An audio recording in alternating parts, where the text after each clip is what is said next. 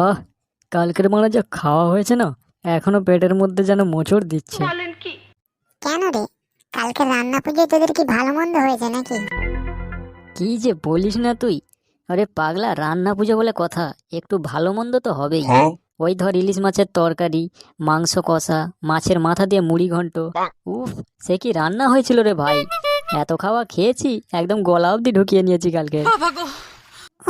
বাড়া, কি রে লাউড়া, তোর আবার কি হলো? শালা ঢ্যামনা চোদা, কালকে তো গলা অব্দি গিলে নিয়েছিস আর আজকে এখানে এসে গ্যাস ছাড়ছিস, তো লজ্জা করে না? লেওড়া কি গন্ধ রে বাড়া! একটা মরা লোককে শুকিয়ে দিলে উঠে ছুটে পালাবে। কি রে ট্যাপা, তোর কি নাকে গন্ধ গন্ধ কিছু যায় না নাকি? ওর পাশে বসে দিব্যি ভাট বকেই যাচ্ছিস।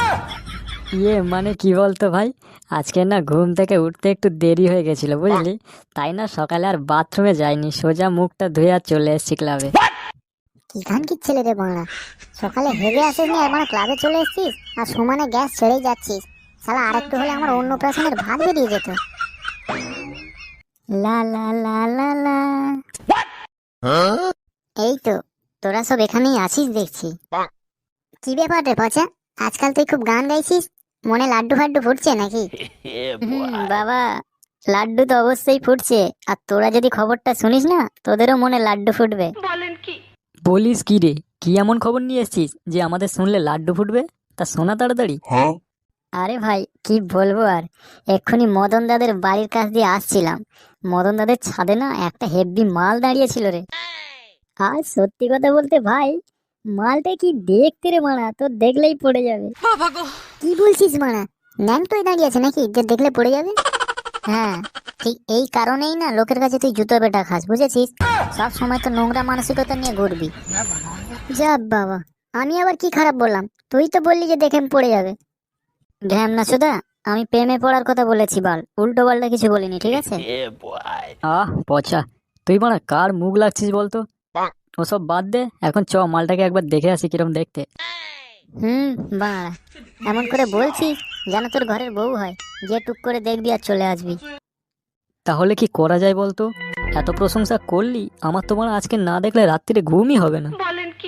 হ্যাঁ রে পচা, মদন দাদের বাড়ির সামনে যে একটা মাছা আছে, ওখানে গিয়ে বসলে কেমন হয়? একবার না একবার তো ঘর থেকে বেরোবে, আর তখন আমরা টুক করে দেখে নেব। হ্যাঁ রে, ওটাই মনে হয় ঠিক হবে। ঠিক আছে রে, চ সবাই তাড়াতাড়ি। A few moments later.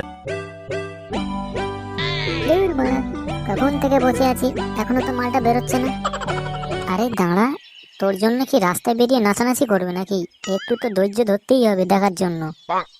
ঠিক আছে, আর 5 মিনিট দেখছি, বেরোলে বেরোবে, আর যদি না বেরোয় না তাহলে কিন্তু সোজা ঘরে ঢুকে যাব।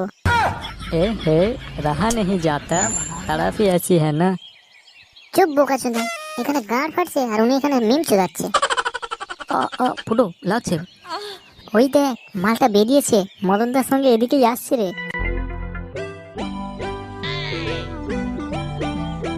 আরে মদন দা, এই ভর দুপুর বেলা কোথায় যাচ্ছ? ওই একটু বাজারের দিকে যাচ্ছি রে। ও আচ্ছা। মদনদা, তোমার সঙ্গে এই মালটা, মানে এই মেয়েটা কে গো? আরে এটা হচ্ছে আমার দূর সম্পর্কের একজন শালি, বুঝেছিস?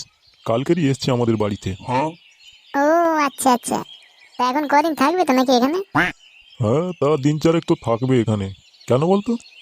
না তেমন কিছু না, ওই তাহলে তোমাদের বাড়িতে একটু চাটা খেতে যেতাম আর কি। হাসালি ভাই, তুই মদ খাওয়া ছেড়ে আবার কবে থেকে চা খাওয়া ধরলি?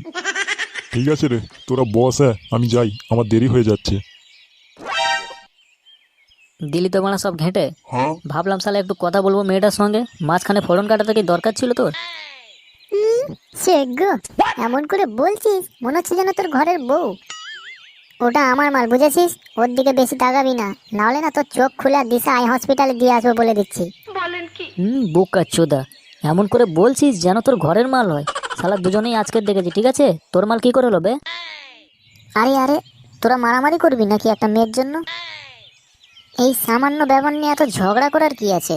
তোরা দুজনেই ট্রাই মার, যার কাছে উঠবে তার মাল হয়ে যাবে। হ্যাঁ রে, কথাটা তো মন্দ বলিসনি। ঠিক আছে ফুটো, তুই তাহলে তোর মতো ট্রাই মার, আমি আমার মতো চেষ্টা করছি, ঠিক আছে? কিন্তু যাকে ও অ্যাকসেপ্ট করবে, অপরজনকে কিন্তু সরে যেতে হবে বলে দিচ্ছি। আচ্ছা আচ্ছা, ঠিক আছে মারা। চোদনার মাথায় চুল নেই, সে আবার মনে লাইন করবে। ঠিক আছে রে, তোরা তাহলে এখানে বস। হ্যাঁ, আমার একটা কাজ মনে পড়ে গেছে, বাড়ি যেতে হবে। এবারে বুঝতে পারছি ভাই টাইটানিকটা কেন ডুবেছিল। দেখলি তো ভাই, একটা মেয়ের জন্য শালা আমাদের ছেড়ে বাড়ি চলে গেল। না, এ চোদনার কাছে বসে আর লাভ নেই। ফুটো নিশ্চয়ই মালটার পেছনে ধাওয়া করেছে। আমাকে আর এখানে বসে থাকলে হবে না। ইয়ে পচা, বুঝলি ভাই, আমারও না বাড়িতে একটা কাজ মনে পড়ে গেছে। তুই এখানে বসে, আমিও চলি। সব খানকির ছেলে এক জাতে।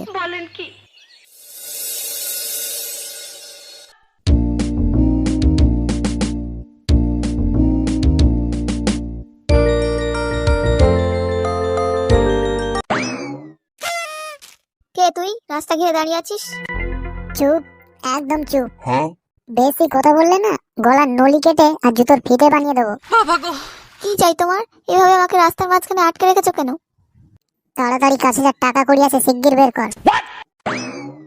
এই, এখানে কি হচ্ছে রে বলা? হাতে বলা এটা কি আছে দেখেছিস তো? এটা যখন গাড়ে ভরে দেবো না, তখন সব কুটকুটি বেরিয়ে যাবে। কি বললি খানকির ছেলে? তুই আমাকে চাকুর ভয় দেখাচ্ছিস? দাঁড়া।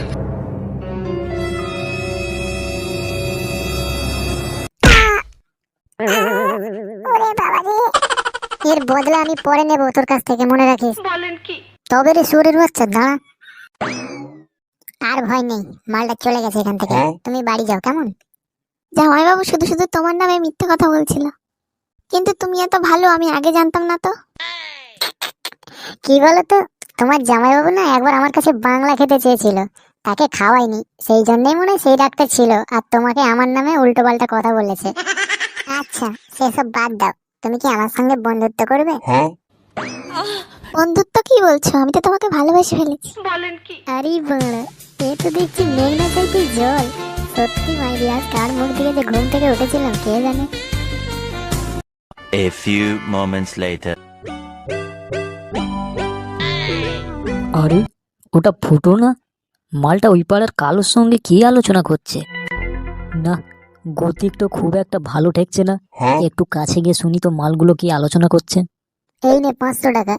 সত্যি ভাই, তোর অ্যাক্টিং এর জবাব নেই। এত নিখুঁত ভাবে তুই অভিনয় করেছিস না, পারো তো পুরো আমার প্রেমে হাবুডুবু খাচ্ছে। আরে ভাই, অভিনয় করা না আমার 14 গোষ্ঠীর পরম্পরা। সে আমি হাড়ে হাড়ে বুঝতে পারছি, তোকে আর বলতে হবে না। কিন্তু ভাই, এই খবরটা যেন 5 কান না হয়, ঠিক আছে? খুব সাবধান, দেওয়ালেরও কিন্তু কান থাকে। আরে তুই বাড়া চাপ নিস না, পয়সা নিয়ে নিয়েছিস, তুই কি আমি কে? তোকে বাড়া আমি চিনি না। ঠিক আছে, আমি তাহলে যাই। হ্যাঁ হ্যাঁ হ্যাঁ, আয় আয়। শালা কত বড় খানকির ছেলে রে ফুটু, এইভাবে 2 নম্বরই। দাঁড়া, তোর আমি পদ মারছি।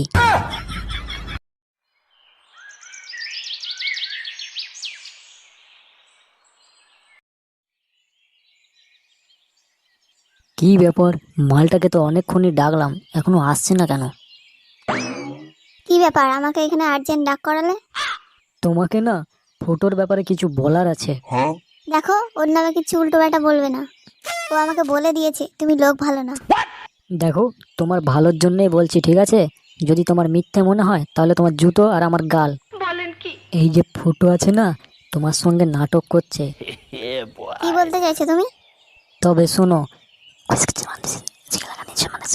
ওইখানে গিয়েছিল ওর সঙ্গে কথা হয়েছে, বলেনি তার জন্য এই তোমরা যা আছে।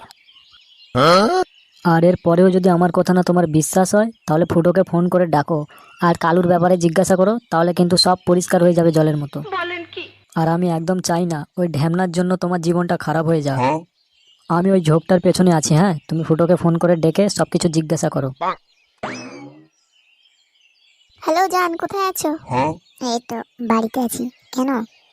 এই পেছনের জঙ্গলে আসো তো, কিছু দেয়ার আছে তোমাকে। কি জিনিস দেবে? আসছি আসছি, 5 মিনিট দাঁড়াও, আমি এক্ষুনি আসছি। কি গো, এই ভর দুপুর বেলা আমাকে এই জঙ্গলে ডাকলে, কি দেবে বললে? কই দাও তাড়াতাড়ি। কালু আমাকে সবকিছু বলে দিয়েছে। কি বললে? সবকিছু বলে দিয়েছে? খানকি ছেলেকে 500 টাকা দিলাম, সব বলে দিল? ও কালুর কথা বাদ দাও, তুমি একটা কি দেবে বললে না আমাকে? হ্যাঁ দিচ্ছি, দাঁড়াও। এটা কি হলো? শালা ছোট লোক, এইভাবে আমার সাথে নাটক করলে? তোর কোনোদিন ভালো হবে না, দেখে নিস। যে বাবা, এটা কিরকম হলো? ইস, তোকে লাস্ট অব্দি চড় মেরে চলে গেল। আহারে, কি কষ্ট কি কষ্ট। আচ্ছা আচ্ছা, এবারে বুঝতে পেরেছি, এগুলো সব তোর গাঁড় পাকামো। দাঁড়া, এর বদলা আমি খুব তাড়াতাড়ি নেব। আহ, শোনা গো, আমার খুব কষ্ট হচ্ছে বলো।